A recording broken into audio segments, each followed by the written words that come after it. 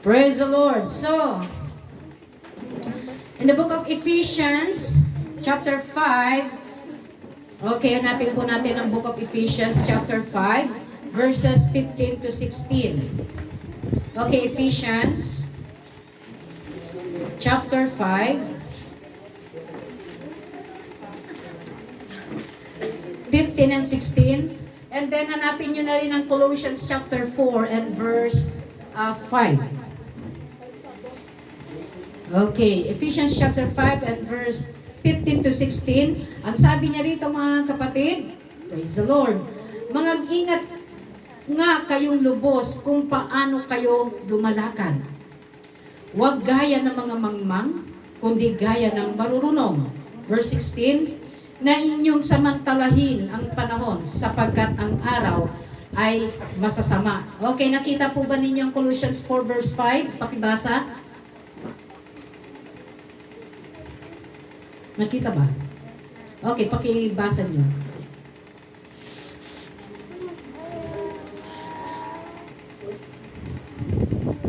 Magsilakan kayo na may karunungan sa nasa labas na inyong samantalahin ang panahon.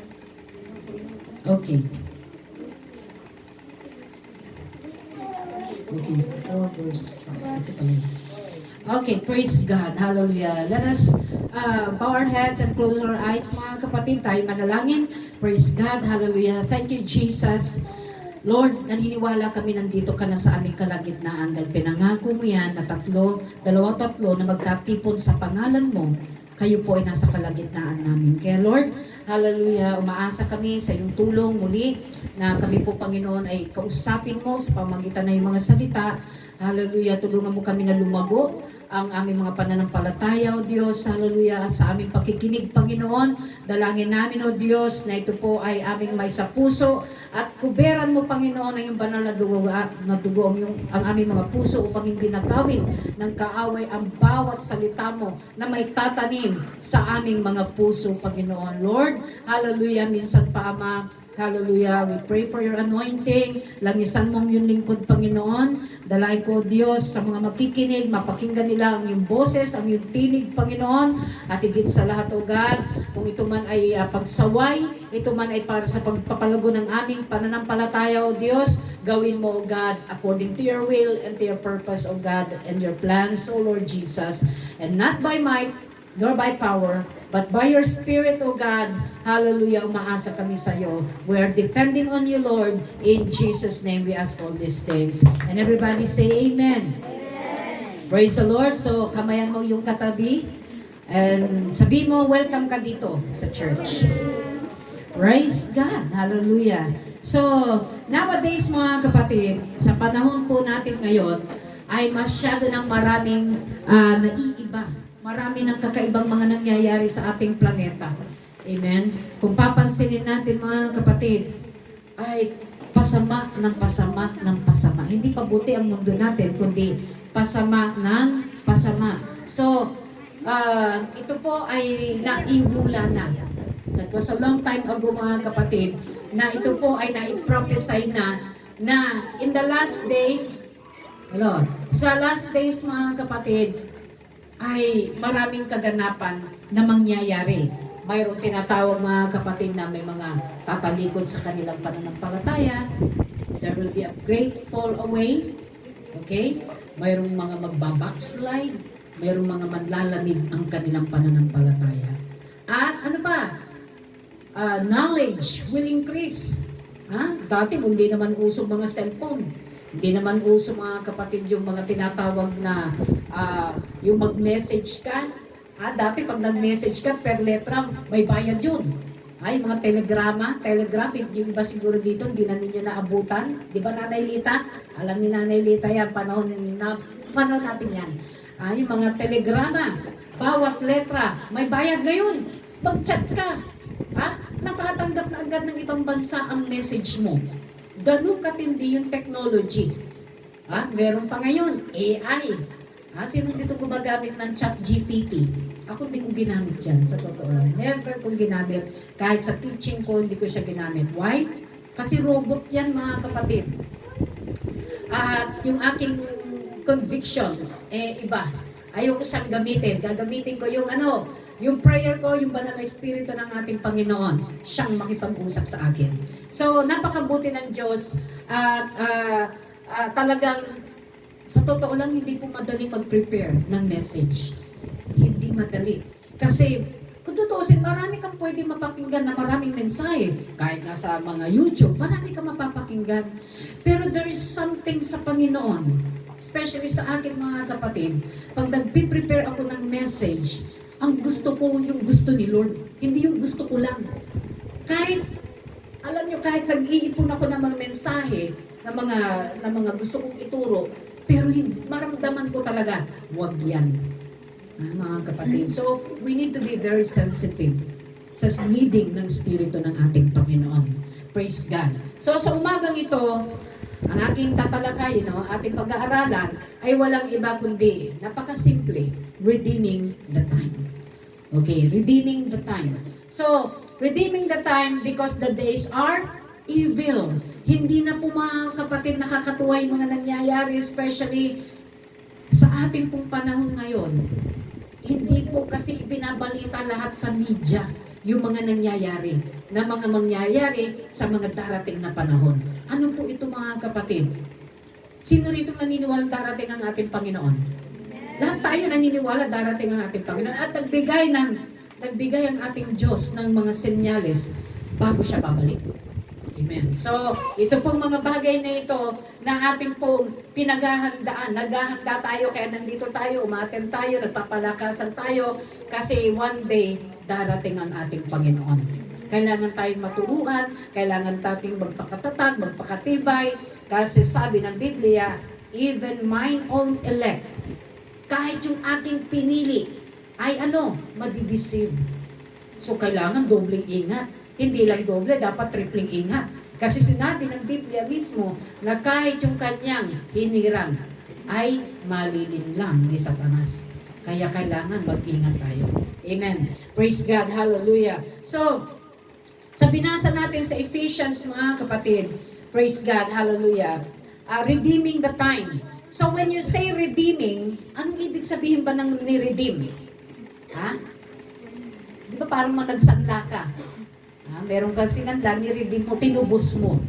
Okay? So ito po mga kapatid, ay yung we need to regain our possession. So redeeming the time is a gift from God.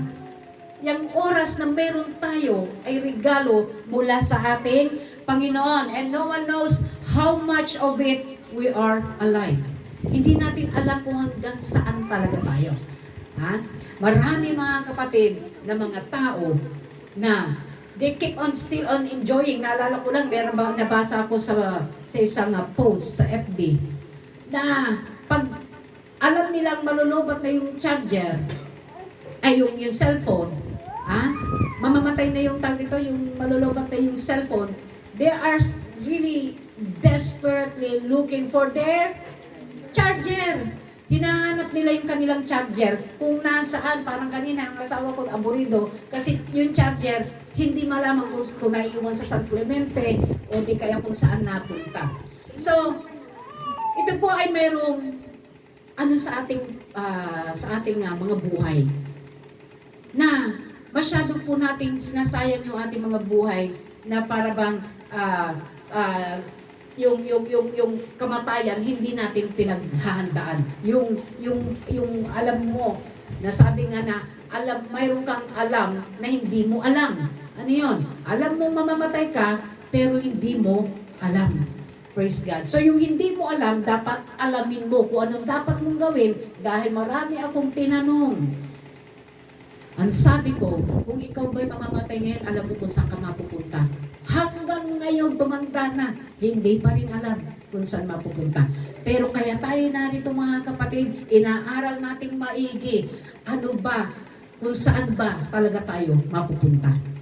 Amen. Ngayon, yung mga believers natin, yung mga tumanggap na sa ating Panginoon, napakasimple ng requirements ng ating Panginoon sa pagpasok doon sa buhay na walang hanggan. Amen. Hindi ginawa ng Diyos na komplikado. Ginawa ng ating Panginoon as simple na pilit ng ating Panginoon ay ipinapaunawa sa bawat isa ano ang dapat gawin ng isang tao para ikaw ay magmana ng buhay na walang hanggan. Maraming namamatay. Sa totoo lang, meron akong kakilalang doktor. Dentista siya. At ang kanyang pamangkin, they are both surgeon. Yes. Ano nila, ang isa ay sa puso. Doktor sa puso, sa heart, ano siya? Ano ba yung doktor ng puso? Cardiologist. Okay. So, alam niyo mga kapatid, nag-tennis lang silang mag-asawa. Nag-tennis sila. Nung kukunin niya yung bola ng tennis mga kapatid, pag yung niyang ganyan, bumagsak na. Nagulat sila. Kasi very athletic sila. Mahilig sila na mag-exercise and everything. Pero bigla na lang bumagsak. So, ibig sabihin, hindi mo hawak ang oras mo. Hindi mo hawak ang buhay mo mga kapatid. Pwede ngayon nakikita ka, bukas wala ka na. Ganun inialin tulad ng ating Panginoon na ating buhay sa mga bulaklak, sa mga vapor o yung mga sa usok, ngayon nakikita maya-maya nawawala. So ang tanong mga kapatid, praise God, pinaghahandaan mo ba ang iyong eternity? Pinaghahandaan mo ba yung iyong pupuntahan mga kapatid? Praise God, hallelujah. So only God knows how much time we have.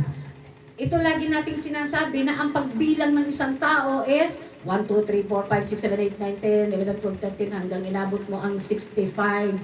Tapos yung bilang pala, ang pagbilang ni Lord, hanggang doon ka lang pala sa 65. 65, 64, hanggang na-reach mo yung 1. Tapos na. Kasi nung ipinanganak ka, alam na ni Lord yung katapusan mo kung kailan ka lang. Amen? Sa atin, nag-uumpisa tayo pero hindi natin alam kung hanggang saan tayo matatapos. Pero si Lord, alam na niya. Amen? So ngayon, ikaw at ako mga kapatid, nag-aaral tayo, umaattend tayo every Sunday. We are always na gusto natin malaman kung ano yung kalooban ng Diyos sa ating buhay. Gusto natin malaman ano ba, bakit ba? Ano bang purpose ni Lord? Bakit tayo nandito? Amen. Praise God. So, hallelujah. So when God said we should live in the time, we should live in constant awareness that ticking clock and make the most of it, or most of the time we have. Praise God. So, dapat daw maging aware tayo sa bawat ikot ng orasan mga kapatid. Praise God. Ay dapat po mga kapatid yung mga opportunity na binibigay sa atin ng Diyos habang ikaw ay humihinga, habang ikaw mga kapatid ay pinagkakalooban ng kalakasan, we need to redeem the time. Dahil time will come, hindi ka na. Ngayon malakas ka. Amen? Bukas hindi mo alam kung malakas ka pa ba. Lalo na kung tumatanda ka. Siyempre sa mga matatanda mga kapatid, nung malakas pa sila mga kapatid, ang kanilang ipinapahid na dyan, yung mga mga lotion. Ngayon, efficacent oil, ang ipinapahid. Mga kapatid, pag sumakit, ano nang pinapahid? Salonpas. Kaya yung mga apo, ayaw tabihan si Lola, ayaw tabihan si Lolo, kasi mga amoy salonpas. Hindi amoy na talagang masasabi mga kapatid na mabango. Praise the Lord. Okay, nagkakagulo dyan sa likod. Anong mayroon dyan? Praise the Lord. Welcome sa ating mga latecomers. Forever na ba yung pagiging late nyo? Ay, wag matigas ang ulo nyo. And then, bibigyan natin ng reward. You're always late. Ano ibibigay natin sa kanila? Alarm clock. Hallelujah. Palakpakan natin ang ating Panginoon. Praise God. Hallelujah, hallelujah, hallelujah. Praise the Lord. So making the most of every opportunity because the days are evil. Instead of wasting time mga kapatid, huwag natin sayangin yung oras natin. Sa bawat araw na ibinibigay ng ating Panginoon, mga kapatid, gumawa tayo ng paraan ano ba yung pwede kong magawa sa araw na ito na hindi masasayang. Mag-pray ka. Amen? Walang nasasayang mga kapatid kung ikaw ay mananalangin sa ating Panginoon. Pangalawa, magpasa ka. Huwag mong sayangin na lumipas na yung oras, yung araw mga kapatid. Hindi mo man lang napakain ng iyong kaluluwa. You need to redeem the time. Why? habang malinaw pa ang iyong mata. Ako, malabo na. Pero mga kapatid, hindi ko pinabayaan ang pagbabasa ko. Lumabo na rin ang mata ko, kababasa. Baka mamaya lumabo na yung mga mata kasi cellphone. Hello? Yung mata ninyo na ipinagkaloob ng Diyos sa inyo, gamitin ninyo para makapagbasa pa kayo ng kanyang salita. Huwag ninyong antayin mga kapatid na hindi na, alam niyo, tuwang-tuwa pa ako ng 2025 vision ng mata ko. Ngayon, wala na mga kapatid. Talagang iba na yung habang tumatanda, when you reach the age of 40, sino ritong 40? Ha? Mga 40. Ha? Pag nag-edad kayo ng 40, tandaan ninyo, mag-i-start na yan. Bakit parang lumalabo na? Parang, hello. Parang, hello. Ayan, praise. Aka ng isa. Okay? Praise. Hello. Praise. Sound tech. Praise. Okay, nawawala tayo. Praise. Pwede po, sound tech. Praise, wala. Praise. Nawala. Okay, yun. Okay, bumalik. Okay, thank you ating masipag na sound. Yung ating masipag na sound technician na si Brother Roger. Salamat, Brother Roger. May reward ka sa akin sa Thanksgiving. Praise God. Hallelujah. So, habang ang inyo pong mga kalakasan ay nandyan pa mga kapatid, huwag nating sayangin. Habang mga kapatid, kaya mo pa na maglakad papunta sa church, habang kaya mo pa na mag-travel mga kapatid, make the most of it mga kapatid, gamitin natin. Hallelujah. Dahil pag tumanda ka na mga kapatid, lagi ka nang nasa bahay. Lagi ka nang naiiwan. So gawin natin yung the best natin mga kapatid na po pwede natin gawin.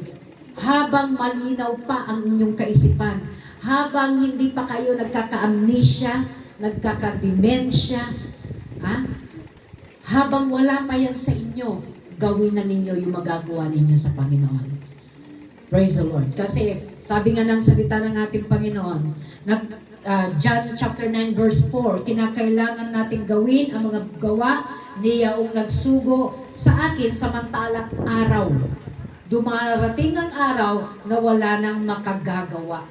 Ibig sabihin mga kapatid, habang may panahon, hindi sinabing habang may araw, pero ginamit lang ng ating Panginoon yung ganitong salita, pero ang ibig sabihin nito, habang may kalakasan ka pa, habang may pagkakataon pa na kaya mo pa makapag-witness, gawin mo na. Kasi lahat po ng ating ginagawa para sa ating Panginoon, hindi yan mababaliwala. Amen? Yung ginagawa mo na nanalangin ka, nag-aayuno ka, nagbabasa ka, nagpupuri ka sa ating Panginoon, lahat ng ginagawa mo, may kabuluhan yan sa harapan ng ating Panginoon. Praise the Lord. So, sabi niya rito, mga kapatid, na Ephesians chapter 5 and verses 15 to 18, mga kapatid, ang sinasabi lang, simple lang mga kapatid, we need to be careful on how we live mga kapatid. Mag-ingat daw tayo kung paano tayo namumuhay. Hindi ko po kayo masisisi iba rito mga kapatid, na ang inyong pong environment ay hindi po madali. Na paglabas mo mga kapatid, may naririnig ka ng, meron na dyan na, may nagtotong its na, meron na nagbibinggo dyan, mayroon ng tawag dito, may mga chismosa na, meron ng mga kapatid na yung mga chismosa, ang pinagchichismisan nila, buhay ng may buhay, kabisado nila yung buhay ng kanilang mga kapitbahay. Meron ba kayong kakilalang ganyan? Marami? Ay, marami. Sa atin, when you became a believer, tinuturuan tayo dito mga kapatid na huwag tayo maging mapanghimasok. Magiging mapanghi ang iyong buhay. Kaya mga kapatid, praise God, Hindi ko kayo masisisi mga kapatid na sa paglabas ninyo ay meron kayong mga nakikita mga bagay na you're trying your best na gusto mong bumait pero di mo magawa. Meron bang ganun dito? Ha? Gusto mong bumait pero di mo magawa. Bakit? Ha? Kasi maya-maya mga kapatid, yung kapatid mo pa. Ha? Minsan yung magulang mo, minsan yung mga anak mo gagamitin. Ha? Imbis na magiging holy ka, nagiging halimaw ka. Mga kapatid, yun nagagalit ka na. Tapos sasabihin mo, Lord, sorry. Patawarin mo ako, Panginoon. Pwedeng siya na lang ang parusahan mo, wag na lang ako. Kasi Lord, gusto kong bumait eh. Ha? Minsan ginagamit yung pamilya mo para inisin ka. Amen? Hallelujah. Marami nakaka-relate niyan. Ha? Na gusto mong bumait pero di mo magawa dahil nandun sa katabing na mismo nasa bahay mo, sasabihin mo, kuto ka ba? Bakit? Ang sarap mo kasing teresin. Ha? May mga ganun, di ba? Hallelujah. Bakit na iba yung amoy? Sarado ko nga ito. O nasa taas yung amoy. Hallelujah. So, ang sabi mga kapatid that we need to be aware. Magkaroon tayo ng awareness. Kaya nga sinasabi ko nga sa inyo palagi mga kapatid, sa umpisa pa lang ng umaga ninyo, mag-umpisa na kayong manalangin. Yun yung buena mano. Okay? Di ba? Sa mga nagtitinda, ayaw nila sa mga nagtitinda, especially ang aga-aga mga kapatid, pautang. Meron niya nangungutang ang aga-aga. Ang sasabihin ng nagtitinda, aga-aga mong malas. Ha? Kaya, yung buena mano mga kapatid na ibibigay mo sa ating Panginoon, Lord, nandito ako, nanalangin tayo mga kapatid, we're going to pray na sasabihin natin sa Panginoon, itong araw na ito ay iaalay ko sa iyo. Alam niyo mga kapatid, may mga pangyayari sa buhay na kapag ang prayer mo ay nakadirect, especially in the morning, you direct your prayers on our Heavenly Father mga kapatid. Imbis mga kapatid na mamalasing ka na sana, imbis na may mga disgrasya, may mga kapahamakan mga kapatid, because you already give your first priority. Binigyan mo ng prioridad ang panalangin, iniiwas ka ng mga anghel. Meron sanang uutang mga kapatid. Biglang hinila, wag dyan. Meron bigla mga kapatid na babangga sa ano sa'yo, pinitik ng anghel. Bakit? Kasi may prayer ka na. Amen? Ibinigay mo na agad yung first priority mo sa ating Panginoon. So, yun po ang reason bakit mayroon tayong panalangin. Hindi yung pagising mo sa umaga, hinahanap mo na agad ang cellphone mo. Teka muna, ilan na ba nag-likes? Ilan na ba yung message ko ni crush? Ilan na ba yung benta ko? Yun yung mga inuuna natin.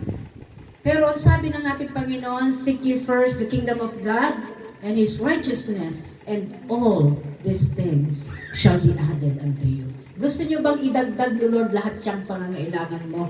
Unahin mo lang muna siya. Amen. Palakpak sa ating Diyos. Praise God. Hallelujah.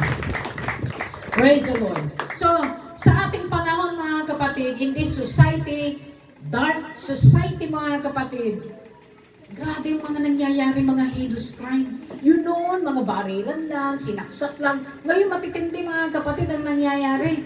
Pag meron kang ginawang hindi maganda mga kapatid, ilalagay ka mga kapatid sa drum. Pagkatapos sisimentuhin na ang tao.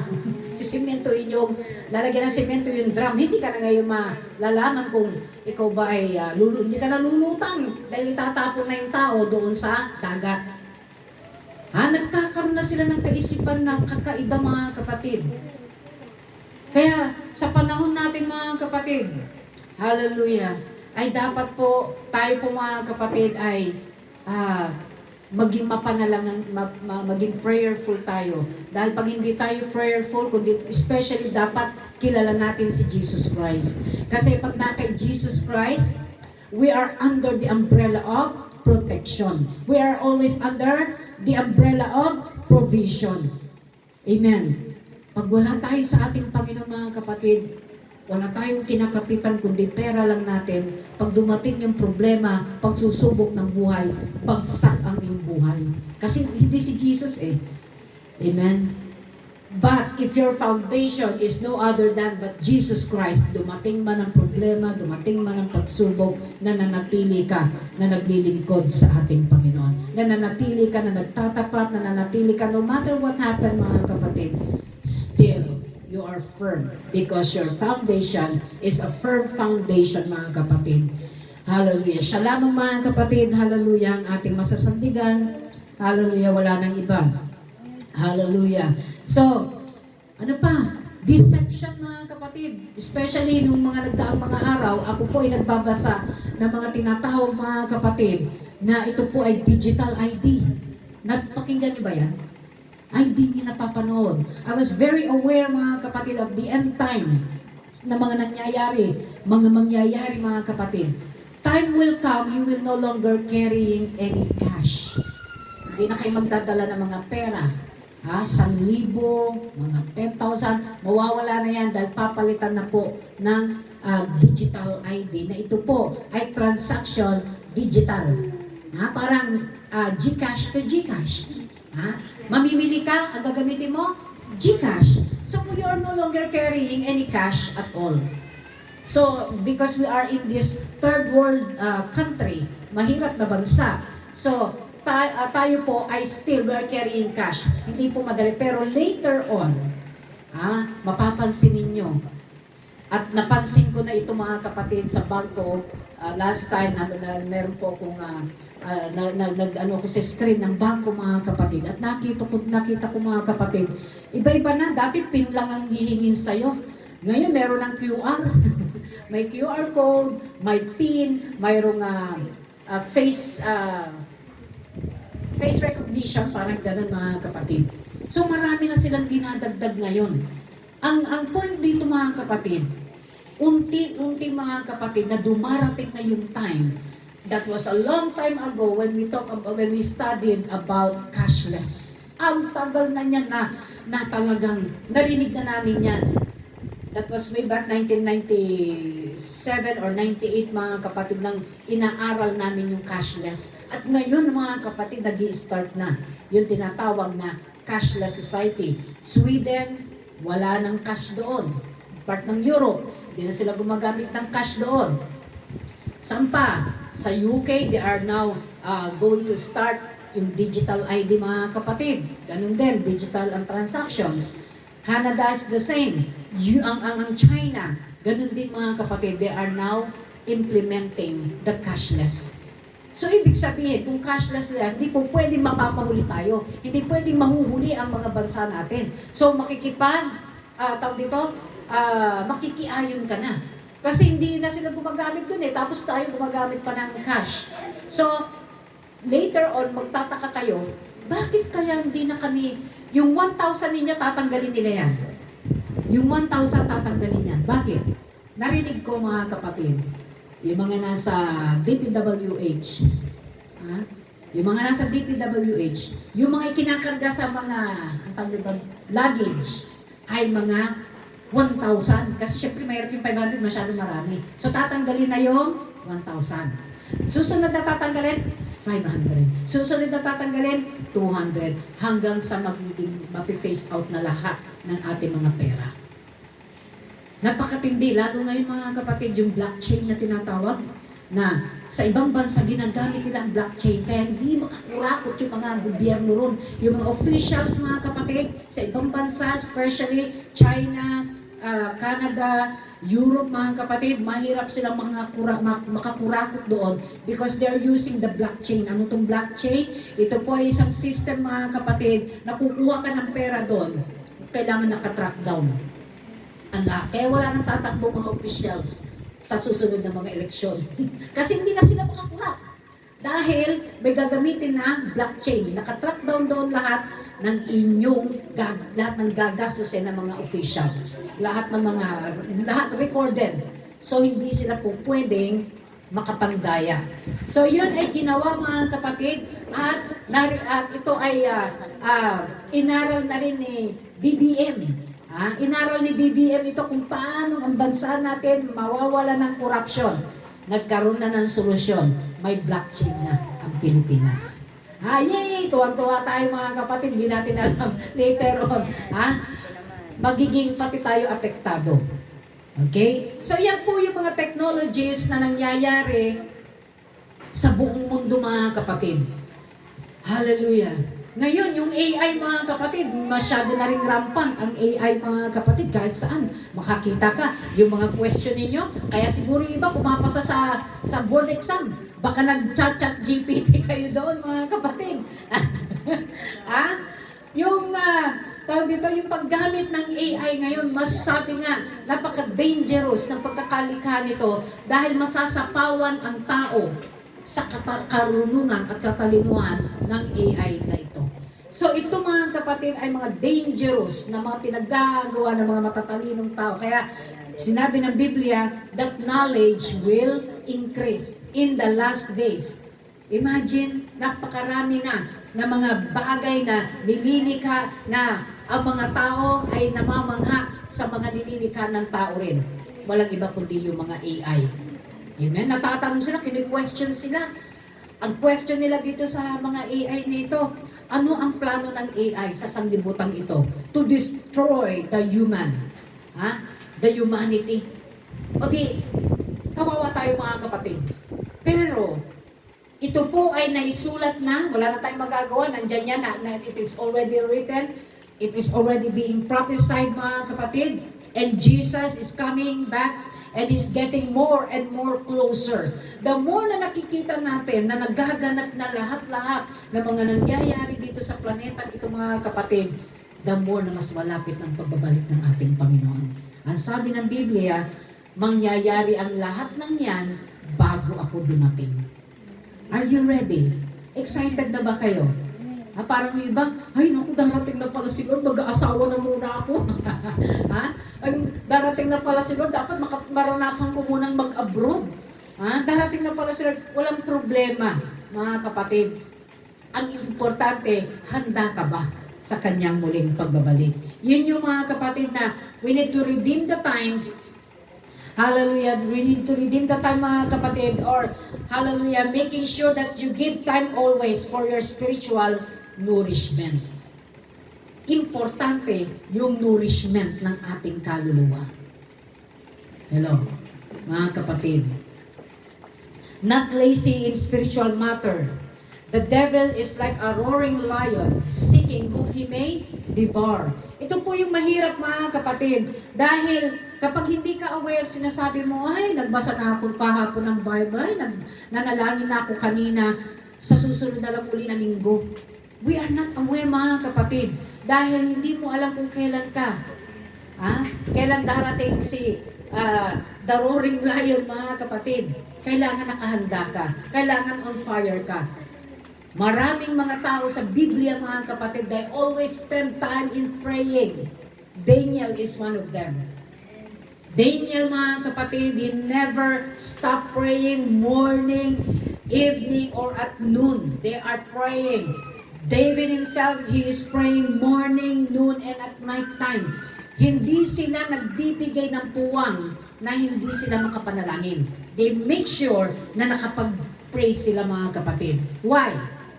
The more you pray, the more... Ako wala talaga. Wala ko natutunan. The more you pray, the more power you will get. The less you pray, no prayer. Di ba mga kapatid? So kung wala kang prayer mga kapatid talaga sa buhay mo, you're not prayerful at all, magiging prayerless, magiging powerless Christian ka. But when you are powerful, ito lagi kong sinasabi sa ating mga kapatid, na kapag ikaw ay mapanalanginin, ang demonyo kitang-kita ka niya, naku po, hindi natin pwede basta-basta mahawakan yan, dahil yan ay mainit sa Panginoon. Alam niyo yung pagkain, alam niyo yung kanin, hindi yan basta-basta madapuan ng langaw. Bakit? Kapag mainit, bakit? Sobrang init. Ganun din tayo sa spiritual situation natin. When you are prayerful, hindi ka basta-basta mahawakan ni Satanas. hindi ka basta-basta malinglang dahil mainit kang naglilingkod sa ating Panginoon. Nakikita niya, if you are being covered, sinabi ko na sa inyo to noon, that there is someone, an ex-satanist. Dati siyang satanista. At nakikita niya sa kanyang paningin, mga kapatid, ang mga tunay na naglilingkod sa Panginoon na laging nananalangin, hindi nila basta-bastang malapitan yan. So if you want more power, I encourage every one of you, mag-pray ka. Amen? Manalangin ka talaga na ang kaaway ay ilayo ka ng Panginoon sa mga kaaway na yan, mga kapatid. Hallelujah, may mga angels that you are being surrounded. I remember when we are in sa isang organization, mga kapatid, may pinakita sa isang visual na sa isang tawag dito, sa isang malaking TV. At, okay, projector. At ito po, mga kapatid, ang mga masasamang spirito ay nasa paligid-ligid lang. Alam niyo yung bahay kubo? Bahay kubo. Sa paligid-ligid.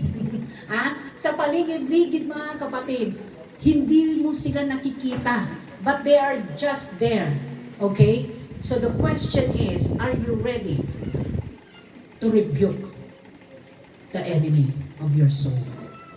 Kaya mo bang mag-rebuke? Kasi yung iba, mga kapatid, are being called Christian and yet they are scared to rebuke. Natatakot sila, baka sila yung lapitan o sapian, mga kapatid.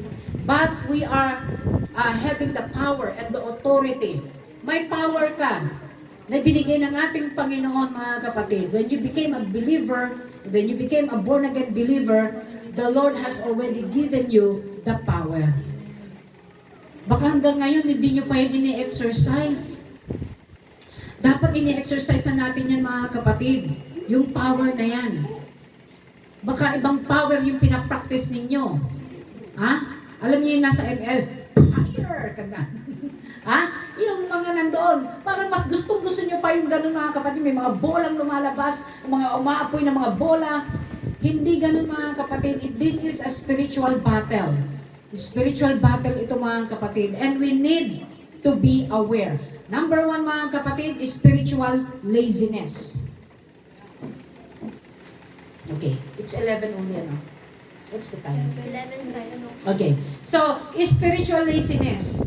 Sabihin mo sa katabi mo, huwag kang tamad. Tamad mo. Sino rito nagbabasa ng Bible? Magbasa naman kayo, mga kapatid. Yung mga Bible ninyo, talagang kailangan natin yan para mabuksan ang ating kaisipan. Marami, mga kapatid, na mga tao hindi man lang magkaroon ng oras na basahin ang Biblia. Ito pong Biblia ay mapa papuntang langit. Pag hindi mo alam at hindi mo kilala na natin mayroong Diyos. Amen? Alam natin na mayroong Jesus. Pero hindi mo kilala siya ng totoo. Hindi mo siya kilala ng lubusan. Kilala mo lang siya by name. Pero yung relationship, hindi mo siya kilala. I remember this Tres Marias. Glenilyn, Shara, and Jamie Joy. Alam niya, natatawa ako sa kanilang tatlo. They know each other. Kilalang-kilala nilang bawat isa. Pati yung kanilang love language, kakaiba. Kung maghampasan sila, kahapon nandun kami kina Nainita. Sabi ko, meron yung dahon ng tanglad, mga kapatid, yung dahon ng tanglad. Ano bang amoy niya ang dahon ng tanglad? Ito na, mga kapatid. At ito, sabi kong kanina amoy ninyo, kinuha ni Glenilyn. Kinuha ni Glenilyn yung dahon ng tanglad. Pagkatapos, ginanon sa mukha ni Jamie. Uy, sorry. Gagawa niya. Sabi ni Glenilyn, ganyan po yung aming love language. Kakaibang lang mananakit. Kapatid. So they know each other. Yung pang, hindi na-offend ang bawat isa sa kanila. Kasi sanay na sila sa bawat isa. Mga kapatid, alam na nila yung bawat ugali. Kilala na, hindi yan ma-offend, kilala ko yan. Ganun po dapat ang relationship natin sa ating Panginoon. Amen? Yung bang kilala natin, magkakilala sila, Glenilyn at ito kasi mag-best friend since birth. Since birth daw, mag-best friend na raw sila. Alam niyo mga kapatid, praise God, they know each other very well since birth. Since grade, Kinder. since kinder pala. Okay, since kinder magkakilala na sila. So, nandun, nagkakatampuhan ba kayong dalawa? Yung totoo lang.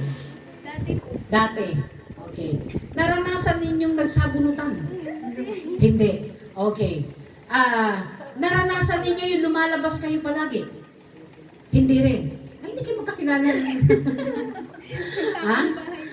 Dahil magkapit-bahay. Okay. Okay.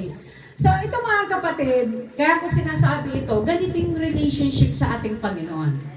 The more na you're talking to God, mga kapatid. Siyempre, nananalang ka. Hello? Narinig niyo ba si Jesus Christ sumasagot din? Oh, anak. Ha? Oh, napapakinggan. Oh, sige, sasagot. Hindi naman siya sumasagot ng ganun, di ba?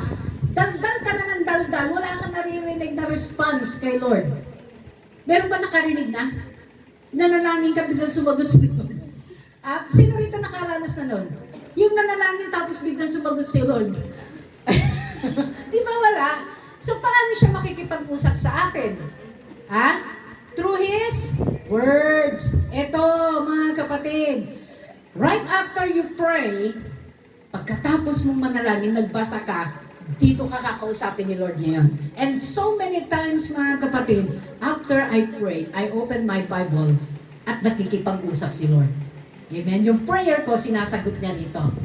Amen? Praise God. So, yun po yung relationship. Kaya na-build yung relationship ko sa Panginoon because we do it vice versa. Nananalangin ako, si Lord naman sumasagot sa pamamagitan nito at may ginagamit din siya ng mga ibang tao para maintindihan ko yung mga bagay-bagay na hindi ko naiintindihan.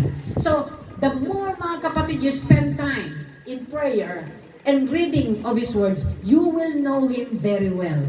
Kilala mo na siya. Bakit? May mga pagsusubok, may mga problema. Iniwanan ba kayo ni Lord? Kasi may pangako siya eh. Anak, hindi kita iiwanan, hindi pababayaan. Yan yung mga pangako ng ating Panginoon.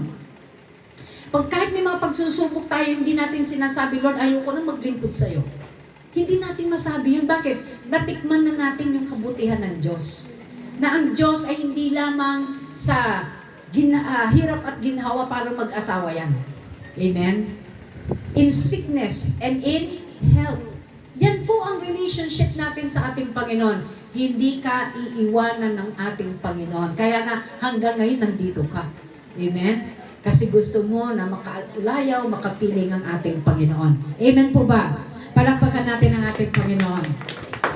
Praise God. So the battle is real. The battle is real, mga kapatid. Ibig sabihin, mga kapatid, nandito tayo, nag-aaral tayo, we are being trained and equipped, mga kapatid, dahil totoong mayroong labanan. Kaya binibigyan tayo ng ating Panginoon ng strategy na pwede nating gawin, mga kapatid, sa panahon na dumarating na ang pagsubok. Amen? Bubulungan ka ng kaaway, tingnan mo, naglingkod ka, nagpagamit ka sa Panginoon, ibinigay mo lahat sa Kanya, o ano ngayon? Ha? Sasabihin mo, ay, oo nga. Sasabihin mo, oo nga, parang ayoko na. Bakit ganun? Ha? Hindi ganun yung magiging response mo. Anong response mo? I rebuke you, devil. Ha? The Lord, my God, is always with me, and He will never leave me, nor forsake me. So yan yung mga bagay na itinatanim sa atin ng ating Panginoon, yung mga salita niya. Amen, na nagpapalakas sa bawat isa sa atin. Na gusto, mga kapatid, na magpatuloy sa race na ito, o takbuhan. Diba na-mention ko to kahapon sa ating pinuntahan kahapon na Bible study sa birthday. Na sabi ni Pablo, let us run the race. Lahat tayo ay tatakbo sa takbuhan. Lahat ng mga believers tumanggap sa ating Panginoon, umpisa na ng takbuhan. Hello? Umpisa na. Pero hindi po lahat nananalo. Diba sa takbuhan, isa lang ang nananalo? Kaya pilitin mo na isa ka sa dapat na manalo. Amen? Praise God. Sa takbuhan, mayroong mapapagod. Sa takbuhan, mga kapatid, mayroong hihinto dyan, mga kapatid, at iinom. mauudlot mga kapatid. Sa buhay Kristiyano may pagkakataon na gusto mo muna magpahinga. Parang ayaw mo muna. So, sabi nga, okay lang naman yung magpahinga, pero wag mong tutuluyan na mamahinga. Ha? Baka ma-RIP ka. Ma-rest in peace. Ha? So, ito yung sinasabi natin mga kapatid na, hallelujah, that the battle is real. If you are not careful, the enemy will try his best to ruin your life. Sisirain niya ang buhay mo. Ngayon, ang ganda ng standing mo sa Panginoon. Papagamit ka, talagang ibinibigay mo, yung talent mo, ibinibigay mo. But there will come a time, mga kapatid, that you will go through on the test. Idadaan ka ng Diyos sa mga pagsusubok, mga kapatid.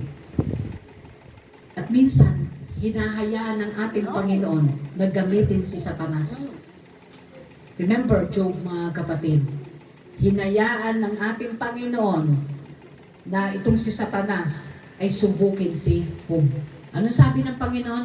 Huwag mo lang kukunin ang kanyang buhay. Huwag mo lang kukunin ang kanyang buhay. Hahayaan kita, pero huwag mo kukunin ang kanyang buhay. So ito mga kapatid, praise God, pag meron tayong salita ng Diyos, kagaya ni Job, palaging prayerful, nag-aalay sa bundok ng mga alay, nananalangin siya doon sa bundok. Nagpipray, pinagpipray niya yung mga anak niya, pinagpipray niya yung kanyang asawa, pinagpipray niya yung mga tauhan niya, yung kanyang mga kayamanan, pinagpipray niya. Nag-invest na siya. Hello? Nag-invest na siya mga kapatid. Yung ginagawa niya na yung routine niya, nagpipray, nananalangin, nag-aalay mga kapatid, it was his investment. Kaya nung dumating mga kapatid yung pagsusubok, narinig niyo ba si Job nagreklamo? Never. Hindi siya nagreklamo. Amen? Never na nagreklamo si Job sa mga pinadalang mga pagsusubok.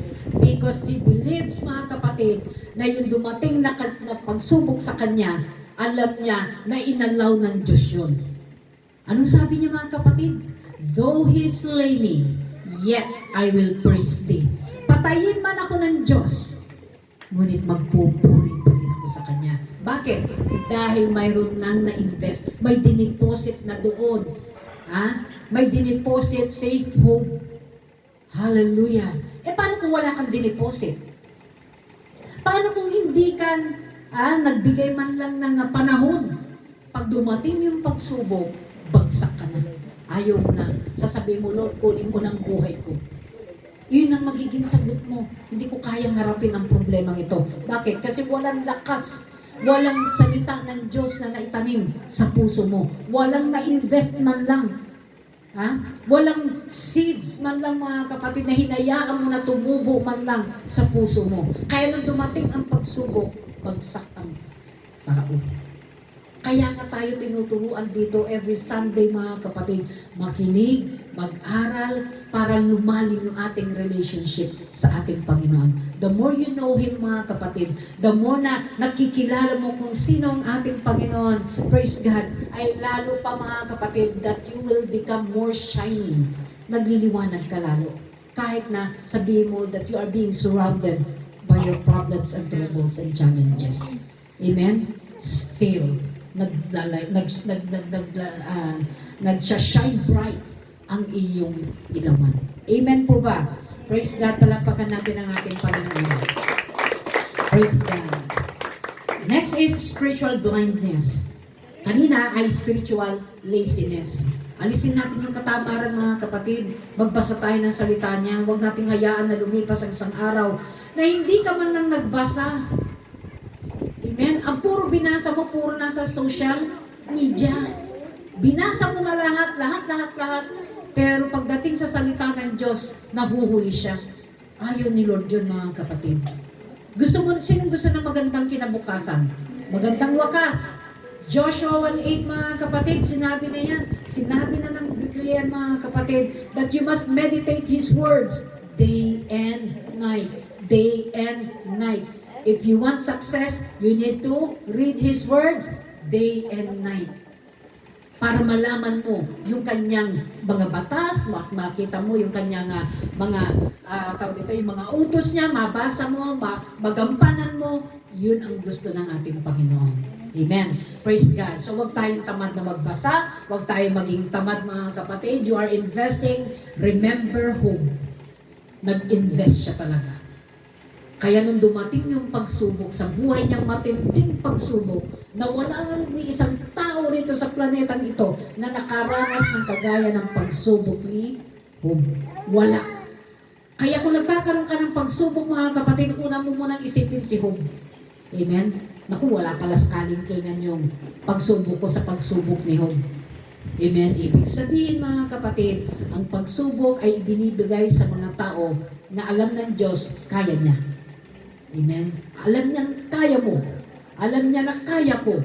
Kaya ibinibigay yung pagsubok. Praise God. Hallelujah. Palakpakan natin si Lord.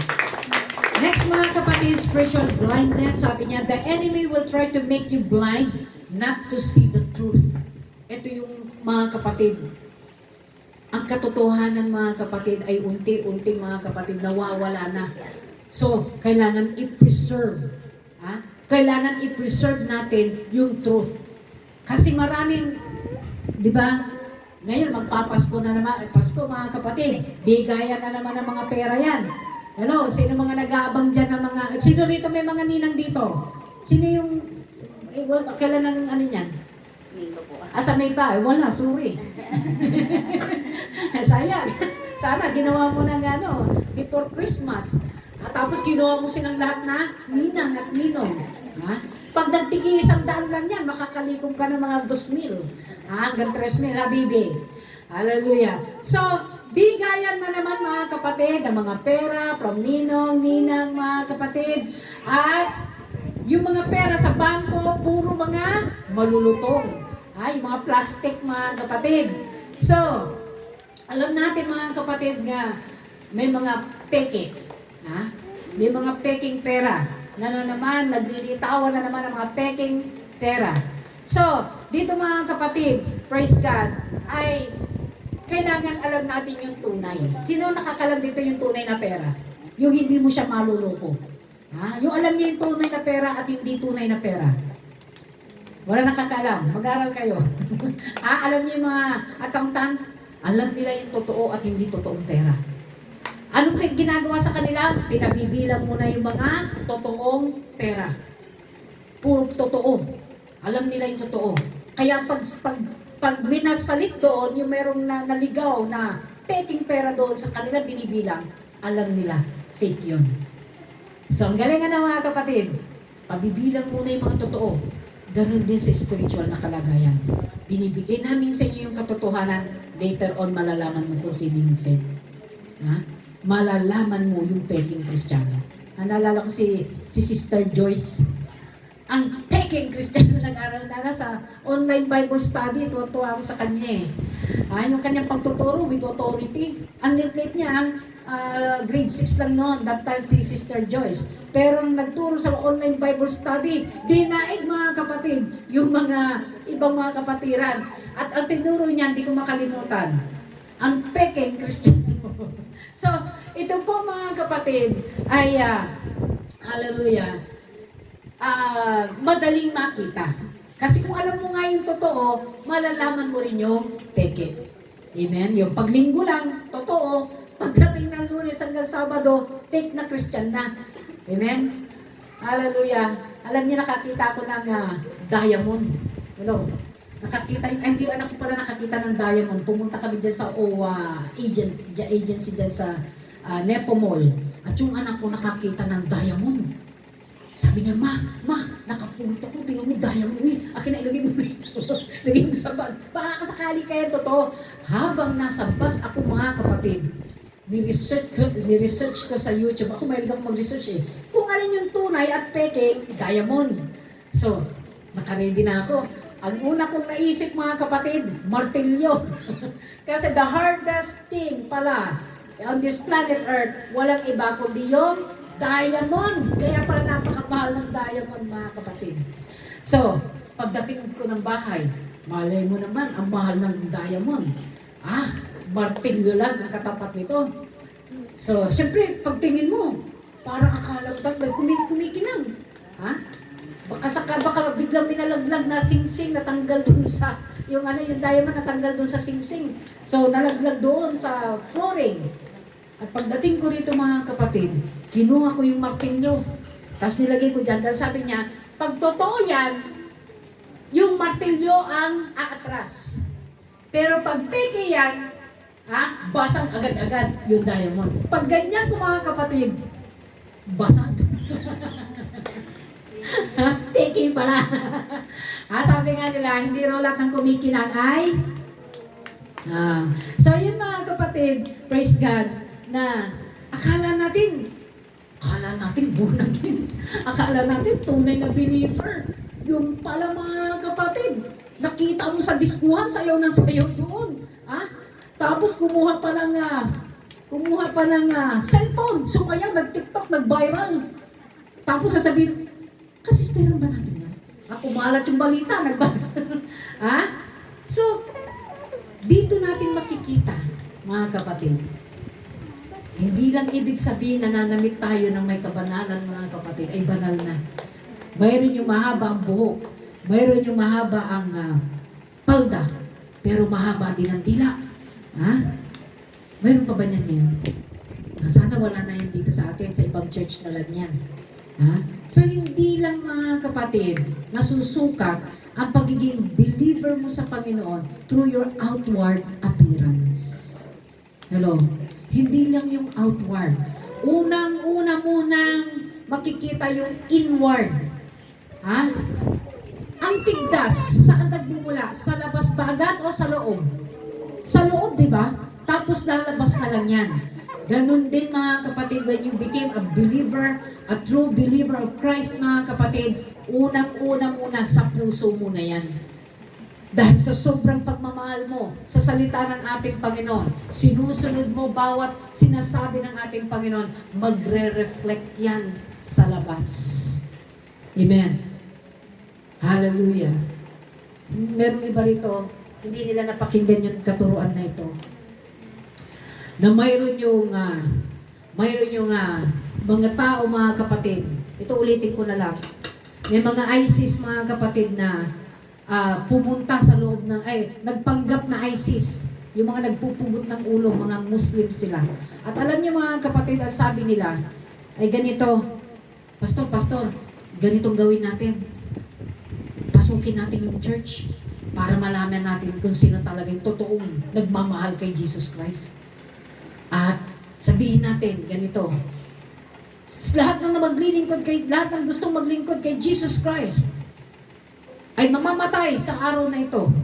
At yung hindi, lumabas na. Nung pagpasok nila, ginawa nga nila mga kapatid.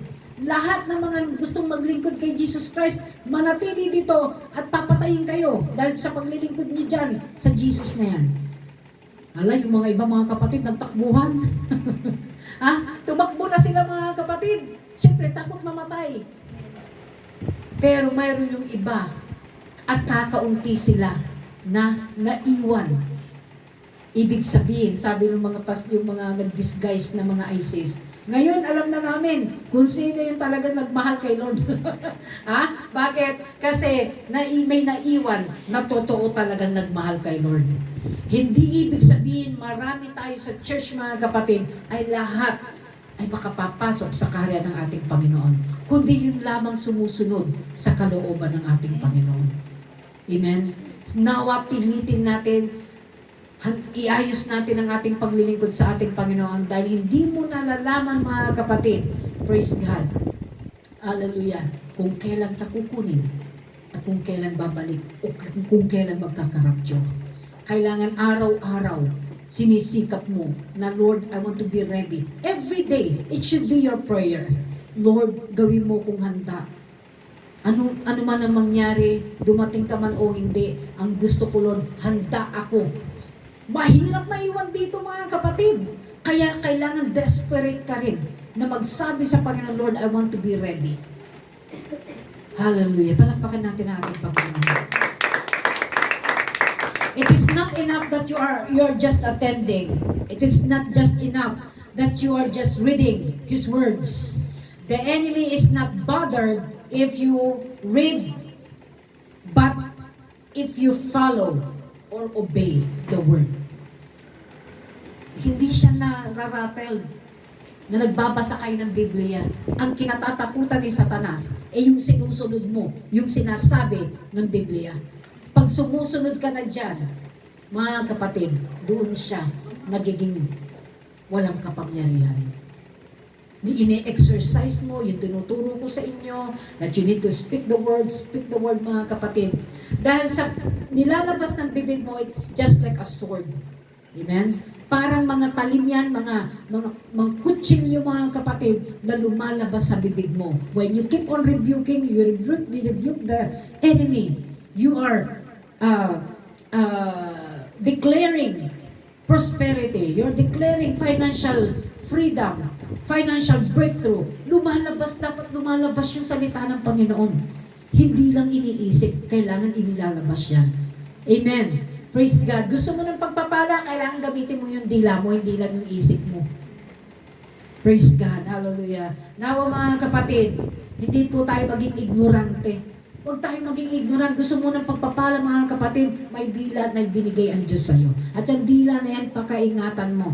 Na itong dila na ibinibigay sa ating mga kapatid, gamitin natin sa tama. Amen?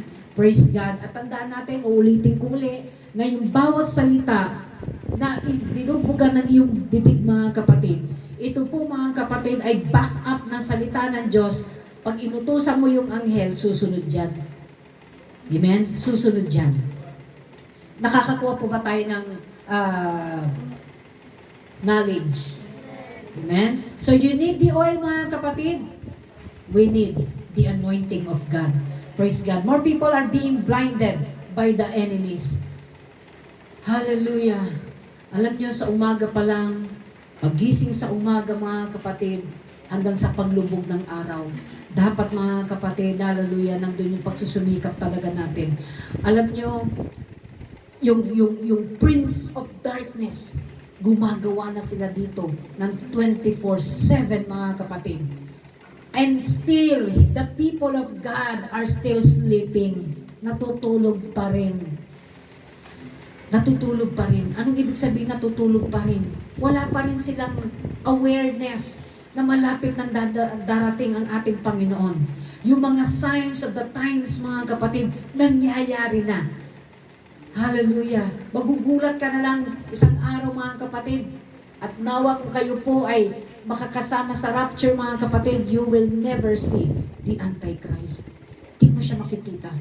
Pero for those mga kapatid, na nagpabanjing-banjing, walang ginawa kundi kung anong ginawa nila sa buhay, hindi sila nag-invest ng time mga kapatid para sa kalang spiritual na kalagayan, kawawa ang maiiwan. Tandaan po natin yan, kawawa ang maiiwan dito. Pipilitin ang tao na sambahin si Antichrist. Pipilitin ang tao tanggapin ang tatak ng halimaw. Dahil kung wala kang tatak, hindi ka makakabili at hindi ka rin makapagbebenta. Ganun katindi at malupit si Antichrist. Akala mo lang with the technology, with the prosperity mga kapatid, akala lang natin it is for our own convenience. No, this is not for our own convenience, but they are going to start to control people. Magko-control siya. Remember pandemic, di ba? Dami natakot. Iyon yung kanilang tinatawag na testing. Na paano nila makokontrol ang tao, di ba? Sobrang takot natin during pandemic. Nag-face mask tayo, nag-alcohol, naubos ang alcohol sa grocery, wala kang makitang mga alcohol, face mask, nagkakaubusan. Tinignan nila kung paano magpapanik ang tao. Nangyari ba? Yes. Akala natin yung mga virus nagliparan, hindi pala. Tinakot lang pala tayo. Siyempre, ang reaction ng katawan, pag takot, magre-react din ang katawan mo. Imbis na hindi ka sisipunin, nagkasipon ka tuloy eh. Kaya iisip mo na yung mayroong lang bumahin, yung humatching mga kapatid, ako magkakasipon na. Ay talaga ba? Magkakaroon ka talaga kasi naiisip mo eh. Naku, hindi na ako wala na akong panlasa. Ito na yung isang senyales. Naku, mamamatay na ako. madalas nun, yung mga panahon ng pandemic, wala kang pang-amoy, wala kang panlasa. Naku, may COVID na yan. Sa Korea, mga kapatid, especially North Korea, ang mga tao sa North Korea, pumatsing ka lang, papatayin ka na. Ganun katindi sa Korea, mga kapatid. Buti na lang hindi tayo taga-roon. Amen? Praise God, hallelujah. So we need, hallelujah, the anointing or the anointing of the Holy Spirit, mga kapatid. In the last days, mga kapatid, kailangan natin yan. Hallelujah, magpakapuspos tayo, mga kapatid. Huwag nating i-resist ang banal na Espiritu ng ating Panginoon. At sasabihin mo, I don't need it. No. Ang tao na may banal na Espiritu ng ating Panginoon, sila, mga kapatid, ang isa sa mga candidate on the rapture. Amen.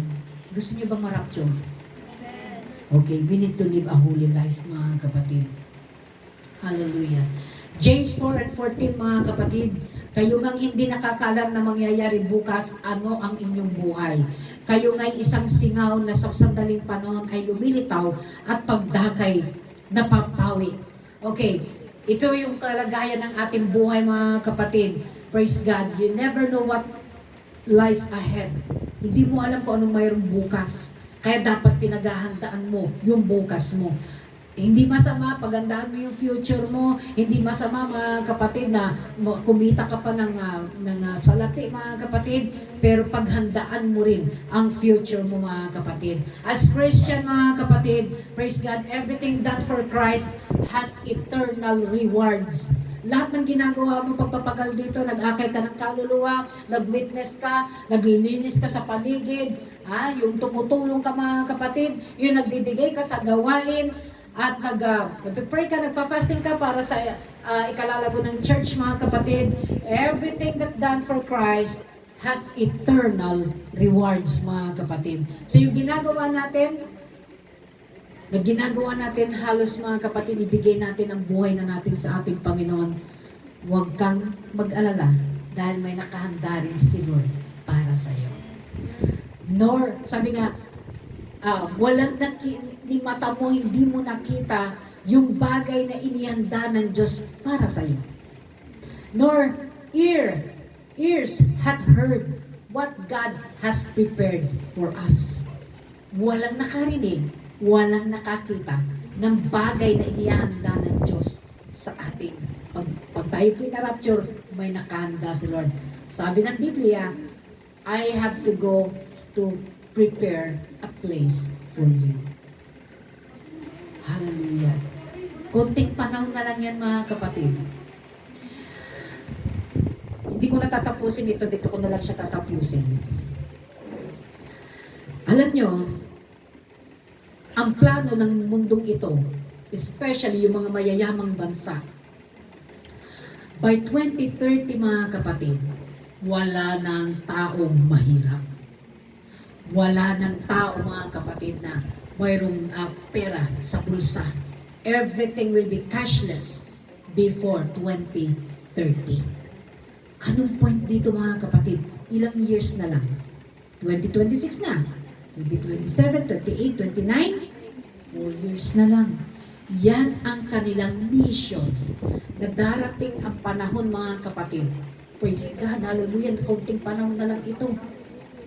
Na kailangan lahat. And I remember, mga kapatid, ito ulitin ko ulit, it happened when I was in Canada, mga kapatid, they are making the biochip. Alam niyo yung biochips, same as yung size niya is like the grain of rice. Parang yung bottle ng bigas. Ang size ng chip na ito. Alam yung goal nila sa isang araw? Matagal na, nasa Canada pa ako, ginagawa na nila to. 1 million a day. Imagine 1 million a day of biochip ang goal nila na naggagawa nila araw-araw. Billion-billion ng tao rito sa mundong ito. Kailan ko pa narinig ito at napanood? That was, ilagay mo na 2010. Ano na ngayon? 2020? Running 2026 ka muna. 16 years, mga kapatid. And their goal every day is 1 million. Anong purpose?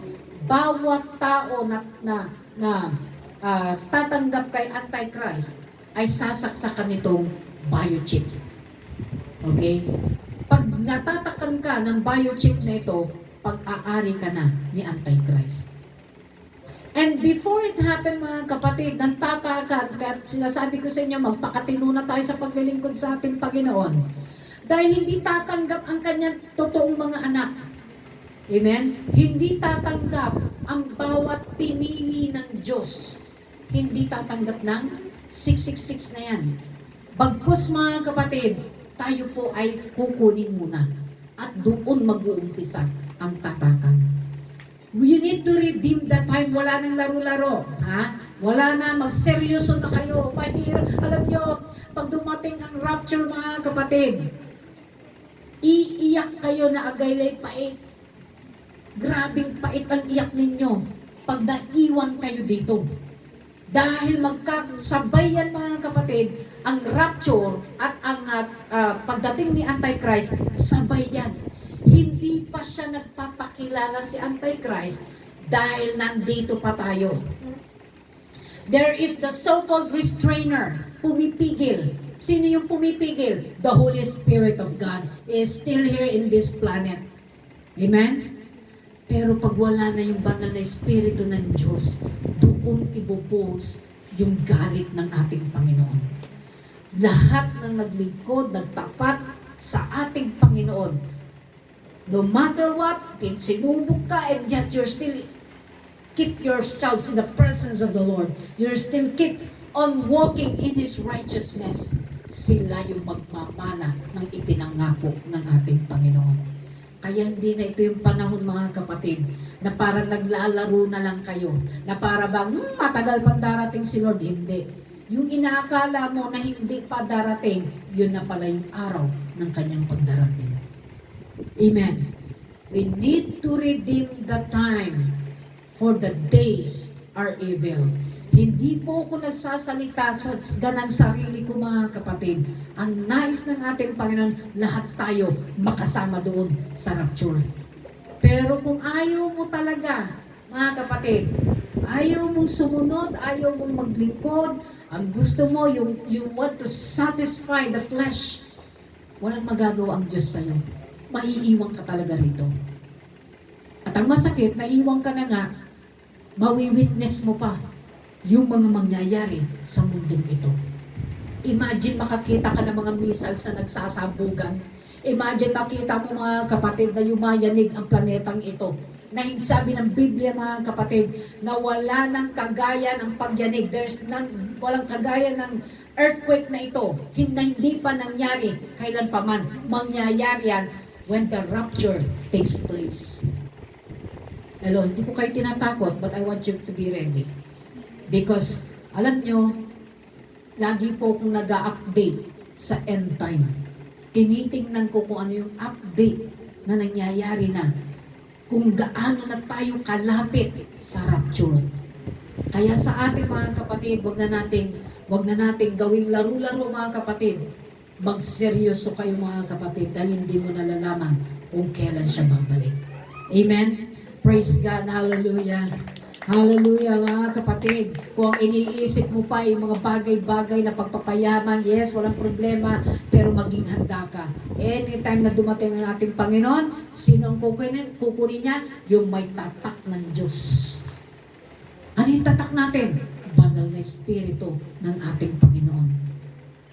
Yung banal na Espiritu na nasa iyo at nasa akin, yan ang hihigupin ng ating Panginoon. Ita-transfer ka, mga kapatid, sa lugar niya. Saan yung lugar na yan? Ito yung Garden of Eden na hindi na napasok ni Eva at ni Adan. Bakit? Si Eva at si Adan ay pinalayas dyan sa paraiso. Kaya yung mga mararapture, mai-experience ninyo yung paradise. Hello? Para kanino yung paradise? Doon sa sinasabi ng ating Panginoon, sabi niya, hindi lahat ng tumatawag sa akin, Panginoon, Panginoon, ay maniligtas, kundi yung sumusunod lang sa kalooban ko. The question now is, are you following His will? Are you obeying His will? Akala lang natin, Lord, naglingkod naman ako sa iyo, lagi naman akong nasa church, every Sunday nandun ako. Pero mga kapatid, titingnan ni Lord yung puso mo. Kung ikaw ba ay totoo. Kasi hindi mo malalaman ng totoo at peke. Si Lord lang ang nakakaalam na yan. Amen? So gawin natin yung the most na pwede natin magawin. Ito na yung pagkakataon natin, akayin natin hanggat maaari yung ating pamilya. Huwag natin hayaan mga kapatid na maranasan nila yung galit at puot ng Diyos sa kanila. Maglingkod tayo ng totoo, maglingkod tayo ng matapat. We need to redeem the time, for the days are evil. At marami pang mangyayari. Year 2026, imagine mga kapatid, will gonna be the year mga kapatid that will gonna be more worse than the previous years. Imagine, magiging worse ang itong mga susunod pang mga taon, 2026 onward, magiging worse na mga taon ito.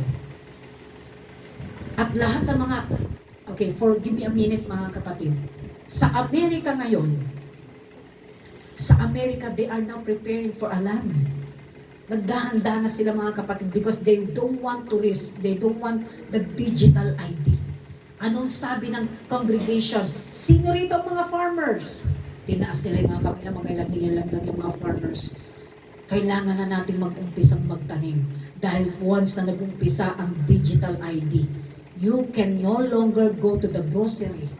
You can no longer, mga kapatid, to sell your products. So what you're going to do?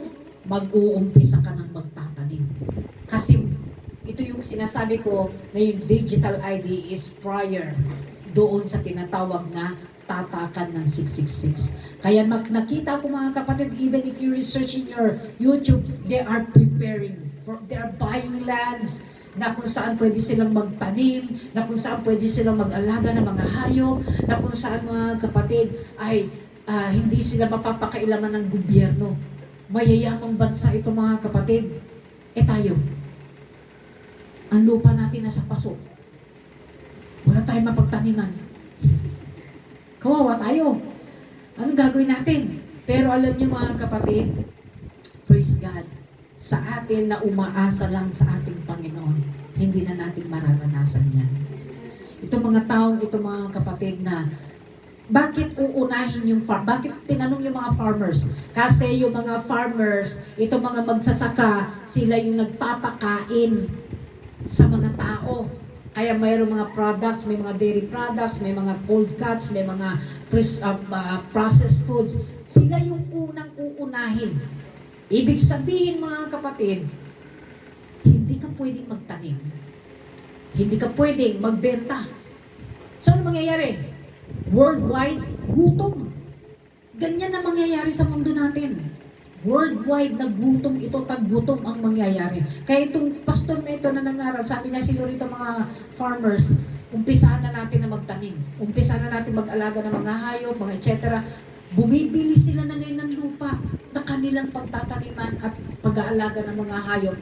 Dahil darating yung time, hindi na rin sila makakabili sa grocery. Ang sabi ng isang researcher mga kapatid, na bawat, di ba sa CSI nakikita nyo, puro pa.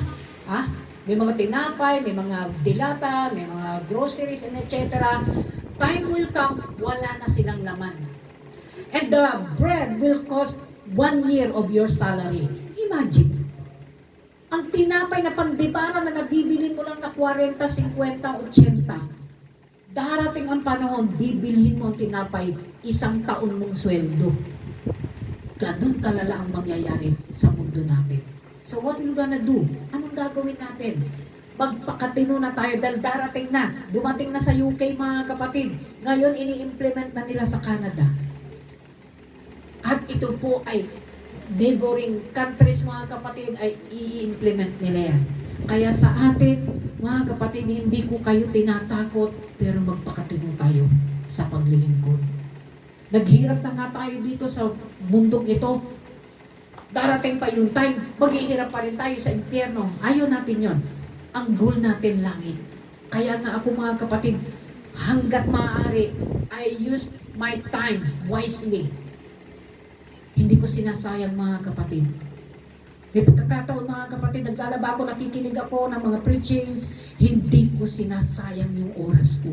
Huwag niyong sayangin mga kapatid. Kung kaya ninyo mag-share sa social media, i-share nyo.